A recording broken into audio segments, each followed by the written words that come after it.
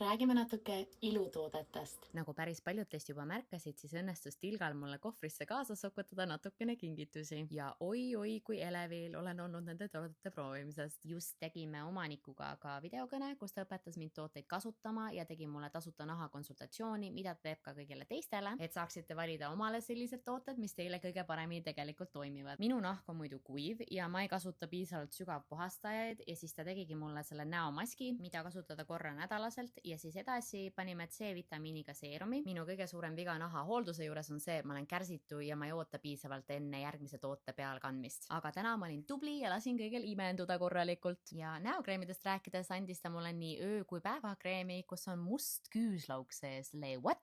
See on antioksüdante täis, mis aitab vananemise protsessile vastu ja siis seal on C-vitamiin, mis aitab naha nii-öelda erksaks teha. Ja need kõik tooted lõhnavad imeliselt. Näonahk on nüüd ilus ja särav ja nüüd ma lähen otsin omale kammi või harja, sest et lapsed on nad kõik ära ärandanud. Igal juhul suur aitäh väikefirmale Tilk!